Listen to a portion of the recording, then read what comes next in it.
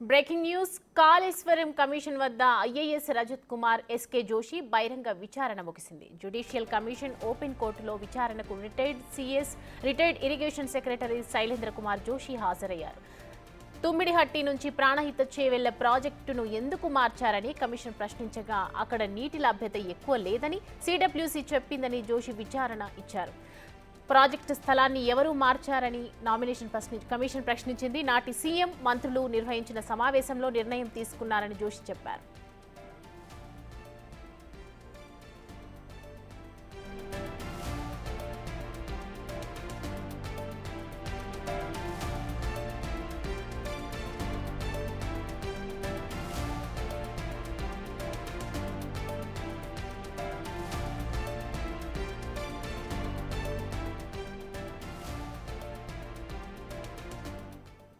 ఇదే అంశానికి సంబంధించి మరిన్ని అప్డేట్స్ మా ప్రతినిధి వెంకట్ లైవ్ లో అందిస్తారు. వెంకట్, కాళేశ్వరం ప్రాజెక్టుకు సంబంధించి విచారణ ముగిసింది, అసలు పూర్తి అప్డేట్స్ ఏంటి? సమయం మొత్తం మీద ఇవాళ కాళేశ్వరం కమిషన్ ముందుకు ఇద్దరు మాజీ ఐఏఎస్లు వచ్చిండ్రు. గతంలో ఇరిగేషన్ శాఖలో కీలక పాత్ర పోషించిన అంటే కాళేశ్వరం సంబంధించిన నిర్మాణంలో ఎస్కే జోషి అట్లనే రజత్ కుమార్ ఈ ఇద్దరు కూడా ఇరిగేషన్ డిపార్ట్మెంట్లో పనిచేసిండ్రు, చీఫ్ సెక్రటరీగా ఉన్నారు. గతంలో 2019 కాళేశ్వరం నిర్మాణం ప్రారంభ దశ నుంచి ముగింపు దశ వరకు వీళ్ళు కాళేశ్వరం నిర్మాణంలో కీలక పాత్ర పోషించినటువంటి నేపథ్యం ఉంది. అందులో భాగంగానే ఇప్పటివరకు కాళేశ్వరం నిర్మాణంలో ఉన్న ఇంజనీర్లను, చీఫ్ ఇంజనీర్ల నుంచి కింది స్థాయి ఇంజనీర్ల వరకు మొత్తం దాదాపు 90 మందిని విచారించి కీలక డేటా సేకరించింది కమిషన్. ఇక ఇప్పుడు ఐఏఎస్ అధికారులు, ఆర్థిక శాఖ అటు ఇరిగేషన్ శాఖకు సంబంధించిన ఐఏఎస్లను విచారిస్తుంది. ఇందులో దాదాపు 6 నుంచి 6 మాజీ ఐఏఎస్ అధికారులు అట్లనే తాజా ఐఏఎస్ అధికారులు కూడా ఇందులో ఉన్నారు. ఇప్పటికే వీరు ఒక దఫా విచారణ ఎదుర్కొన్నారు, అఫిడవిట్లు దాఖలు చేసినారు. అఫిడవిట్ల దాఖల ప్రకారంగానే ఇవాళ కమిషన్ వీరిని ఆహ్వానించింది, వీరి నుంచి కీలక డేటా కూడా సేకరించింది. కాళేశ్వరం నిర్మాణం వెనుక మీ పాత్ర, అసలు ఇటు ఇరిగేషన్ కావచ్చు, ఆర్థిక శాఖ కావచ్చు, మీ పాత్ర ఏంటి అనేది ప్రధానమైన ప్రశ్న వారిని సంధించింది. ఇదంతా కూడా ఎస్కే జోషి చాలా క్లియర్ కట్గా కమిషన్ ముందు చెప్పినటువంటి నేపథ్యం ఉంది. గత ప్రభుత్వం కేసీఆర్ ప్రభుత్వంలో కేసీఆర్తో పాటు ముఖ్యమంత్రిగా ఉన్న కేసీఆర్ అట్లనే మంత్రిమండలి వీళ్ళ నిర్ణయాల మేరకే కాళేశ్వరం నిర్మాణం జరిగింది అనేది స్పష్టంగా ఎస్కే జోషి అట్లనే రజత్ కుమార్ ఈ ఇద్దరు కూడా తేటచల్లం చేసినటువంటి నేపథ్యం ఉంది. ప్రధానంగా తుమ్మిడిహట్టి దగ్గర కట్టాల్సిన ప్రాజెక్టు ఎందుకు మేడిగడ్డ దగ్గర నిర్మించాల్సి వచ్చింది అన్న ప్రశ్నకు అక్కడ నీటి లభ్యత చాలా తక్కువగా ఉంది. ఎన్డీఎస్ఏ ఇచ్చిన రిపోర్ట్స్ మేరకే మేడిగడ్డకు తరలించారు. అందులో మంత్రిమండలితో పాటు ఇటు కేసీఆర్, గత ముఖ్యమంత్రి కేసీఆర్ నిర్ణయం ఉందనేది స్పష్టంగా చెప్తున్నా. ముందు నుంచి కూడా అధికారులు అదే చెప్తున్నారు, పై స్థాయి అధికారులు కూడా అదే చెప్తున్నటువంటి నేపథ్యం ఉంది. తుమ్మిడిహట్టి ఎక్కడైతే తుమ్మిడిహట్టి నుంచి నిర్మించాల్సిన ప్రాజెక్టు ఇక్కడ మేడిగడ్డ దగ్గర నిర్మించారు. అక్కడ నుంచి పూర్తి స్థాయిలో అయ్యే ఖర్చులన్నీ కూడా కార్పొరేషన్ ఏర్పాటు చేసిండ్రు. కార్పొరేట్ నుంచి వివిధ బ్యాంకుల నుంచి డబ్బులు తెచ్చిండ్రు, నిధులు సేకరణ చేసిండ్రు, కాళేశ్వరం నిర్మాణం చేపట్టిండ్రు అనేది స్పష్టంగా ఈ ఇద్దరు ఐఏఎస్ అధికారులు చెప్పినటువంటి నేపథ్యం ఉంది.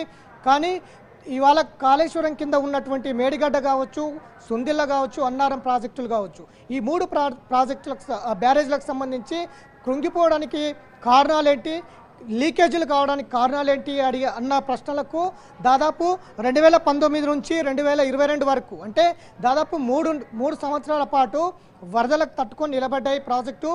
కానీ ఆ తర్వాత వచ్చే ఫ్లడ్స్కు తట్టుకోలేకపోయాయి అనేది స్పష్టం చేసినటువంటి నేపథ్యం ఉంది.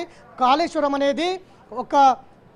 ప్రాజెక్ట్ అనేది ఒక ప్రాజెక్ట్ కాదు, దానితో అనేక లింకులు, దాదాపు దాని కింద ఉన్నటువంటి 8 బ్యారేజ్లకు సంబంధించి వివిధ రూపాల్లో లింకులతో నిర్మించబడినటువంటి కాళేశ్వరం అది. దానికి అనేక లింకులు ఉన్నాయి, అనేక అంటే నదులు, కుంటలు ఇట్లాంటి అంశాలు కూడా కాళేశ్వరంతో ముడిపడి ఉన్నాయి. కాబట్టి ఒక్కొక్క సమయంలో ఒక్కొక్క సందర్భాన్ని బట్టి దానికి సంబంధించిన పర్మిషన్లు కావచ్చు, అనుమతులు ఇచ్చారనేది అధికారులు చెప్పినటువంటి నేపథ్యం ఉంది. కానీ కేవలం 2019 నుంచి 2022 వరకు అంటే 3 సంవత్సరాల పాటే ప్రాజెక్టు నిలబడ్డది వచ్చే ఫ్లడ్స్కు. అంటే ఆ తర్వాత పూర్తిగా కృంగిపోయినటువంటి నేపథ్యం. అంటే కేవలం 1,00,000 కోట్ల రూపాయలతో నిర్మాణం చేసిన కాళేశ్వరం ప్రాజెక్టు కేవలం 3 సంవత్సరాలు మాత్రమే వర్క్ చేసింది అనేది ఇక్కడ స్పష్టంగా అర్థమవుతుంది. దానికి సంబంధించిన గేట్లు ఎందుకు కృంగిపోవాల్సి వచ్చిందంటే దానికి సంబంధించిన మెయింటెనెన్స్ సరిగ్గా లేకపోవడం వల్లనే కుంగిపోయింది అనేది ఐఏఎస్ అధికారులు కూడా చెప్తున్నటువంటి మాట స్పష్టంగా అర్థమవుతుంది. కాబట్టి అది ఇసుక ప్రాంతంలో ఫియర్స్ కుంగిపోవడానికి పెద్ద ఎత్తున ఫ్లడ్స్ రావడం, కింద మొత్తం కూడా కొట్టుకుపోవడంతో వేసిన పిల్లర్లు కూడా కృంగిపోయినటువంటి పరిస్థితులు ఉన్నాయి అనేది స్పష్టంగా అధికారులు చెప్తున్నారు. దీనికి సంబంధించి ఫీల్డ్ లెవెల్లో ఉన్నటువంటి అధికారులే దీనికి బాధ్యత వహించాలి. కానీ ఆ మెయింటెనెన్స్ అక్కడ తప్పిందనేది కూడా అధికారులు కమిషన్ ముందు ఒప్పుకుంటున్నటువంటి నేపథ్యం. అంటే ఇక్కడ కేవలం కోట్ల రూపాయలు ఒక కార్పొరేషన్ ఏర్పాటు చేసి కేవలం కార్పొరేషన్ ద్వారా నిధులు చేపట్టి ఆ నిధులతోటి కాళేశ్వరం ప్రాజెక్టు నిర్మించి కేవలం 3 సంవత్సరాలు మాత్రమే ఆ ప్రాజెక్టు నిలకడగా ఉంది. మిగతా ఈ 1 year 2 సంవత్సరాల తర్వాత పూర్తి స్థాయిలో అది కృంగిపోయినటువంటి నేపథ్యం ఉంది. కాబట్టి ఇదంతా కూడా అందులో అందరి బాధ్యత ఉంది. ఇటు ప్లానింగ్, డిజైనింగ్, అట్లనే ఆ లొకేషన్ మార్పు కావచ్చు, ఫ్లడ్స్ ఎంత మొత్తంలో వస్తుంది, ఎంత మొత్తంలో కృంగిపోవడానికి కారణం ఉంటుంది. అంటే ఫ్లడ్స్ వచ్చే అంచనా కూడా వేయలేనటువంటి నేపథ్యం కాళేశ్వరం ప్రాజెక్ట్ నిర్మించారనేది స్పష్టంగా అర్థమవుతుంది. ఎందుకంటే అది గోదావరి ఇసుక ప్రాంతం మొత్తం ఫ్లడ్స్ ఒక్కోసారి ఎక్కువ వస్తుంటుంది, ఒక్కోసారి తక్కువ వస్తుంటుంది. ఆ వరద హెచ్చుతగ్గులను గుర్తించకుండా ఆ ఇసుక ప్రాంతంలో పిల్లర్లు ఏ స్థాయిలో వేసిండ్రు, పిల్లర్లు కృంగిపోయే స్థాయిలో ఎందుకు వేసిండ్రు, ఎవరి ప్రణాళికలతో వేసిండ్రు అనేది స్పష్టంగా గత ముఖ్యమంత్రి అనేది స్పష్టంగా ఐఏఎస్ అధికారులు చెప్పినటువంటి నేపథ్యం ఉంది. కమిషన్ కూడా ఈ అధికారుల మీద హర్షం వ్యక్తం చేసినటువంటి నేపథ్యం. ఎందుకంటే ప్రజాధనం ఇక్కడ సమాధానాలు తప్పించుకుంటే ప్రజాధనం వృధా అయిపోతుంది. కాళేశ్వరం ప్రాజెక్ట్ అనేది ఒక కలల ప్రాజెక్టుగా గత బీఆర్ఎస్ ప్రభుత్వం చెప్పింది. ఇప్పటికీ కార్పొరేషన్తో ఏర్పాటు చేసి దాని నుంచి వచ్చిన నిధులతోటి కాళేశ్వరం నిర్మించారు. అది మా కలల ప్రాజెక్టు. తెలంగాణ రైతులకు మాగాని తెలంగాణ రైతుల ఆత్మహత్యలకు అది నిలుస్తూ ఉంది. ఇట్లాంటి అంశాలు అనేక ప్రచారాలు చేసుకున్నప్పటికీ ఇవాళ అసెంబ్లీలో అందుకు భిన్నంగా వాదిస్తున్నటువంటి నేపథ్యం కూడా కనిపిస్తుంది. కార్పొరేషన్ల కింద తెచ్చినటువంటి అప్పులు మాకు సంబంధం లేదని చెప్తుంది. కానీ అదే కార్పొరేషన్ కింద నిధులు తెచ్చి కాళేశ్వరం ప్రాజెక్ట్ నిర్మించింది. ఇటు విద్యుత్ కొనుగోలు సంబంధించి యాదాద్రి, ఇటు భద్రాద్రికి సంబంధించిన పవర్ ప్రాజెక్టులు నిర్వహించింది. ఈ కార్పొరేషన్లకు సంబంధించిన వివిధ బ్యాంకులతో డబ్బులు తెచ్చింది, కోట్ల రూపాయల డబ్బులు తెచ్చి నిర్మించింది. కానీ ఇవాళ కాళేశ్వరం ప్రాజెక్టు కింద ఈ కార్పొరేషన్ల కింద ఉన్నటువంటి అప్పులు ప్రభుత్వానికి సంబంధం లేదు అనేది గత కేసీఆర్ ప్రభుత్వం చెప్తుంది. అంటే గతంలో చేసినటువంటి కేసీఆర్ ఎమ్మెల్యేలు అదే మాట చెప్తున్నారు. కేవలం 3,89,000 కోట్ల రూపాయలు మాత్రమే మేము అప్పులు తెచ్చామని చెప్తుంది. కానీ కార్పొరేషన్ల కింద ఇవాళ పేరుకుపోయినటువంటి అప్పులు బాధ్యులు ఎవరు అనేది ఇప్పుడు మరో ప్రశ్న ఉత్పన్నమవుతుంది. ఇవాళ కమిషన్ ముందుకు వచ్చినటువంటి అధికారులందరూ కూడా అదే చెప్తున్నటువంటి నేపథ్యం. కాళేశ్వరం అనేది 3 సంవత్సరాలు మాత్రం తట్టుకోగలిగింది. ఆ తర్వాత మొత్తం పూర్తి స్థాయిలో విఫలమైంది. దానికి సంబంధించిన మెయింటెనెన్స్ అంతా కూడా విఫలమైంది. ఆ ఫియర్స్కి సంబంధించి మెయింటెనెన్స్ సరిగ్గా లేక కృంగిపోయి ఉండొచ్చు అనేది వారు అభిప్రాయపడుతున్నటువంటి నేపథ్యం. కాబట్టి ఇట్లా ప్రతి అంశంలో కూడా ఇద్దరు ఐఏఎస్లు ఇరిగేషన్ శాఖలో కీలక పాత్ర పోషించిన కాళేశ్వరం ప్రాజెక్టు నుంచి కేసీఆర్ ప్రభుత్వం తలపెట్టినటువంటి మిషన్ కాకతీయ కావచ్చు, భగీరథ కావచ్చు, ఇటు అనేక అంశాల్లో ఈ ఐఏఎస్ అధికారులు కీలక పాత్ర పోషించారు. జీవోలు కావచ్చు, దానికి సంబంధించిన అనుమతులు కావచ్చు, అనేక అంశాల్లో వీళ్ళు ఉన్నారు. ఇప్పుడు గత నుంచి కూడా అధికారులందరినీ విచారించింది. ఇప్పుడు ఐఏఎస్ అధికారులను విచారిస్తుంది. ఆ తర్వాత మరికొంతమంది ఏజెన్సీ సంస్థలను కూడా విచారించే అవకాశం కనిపిస్తుంది.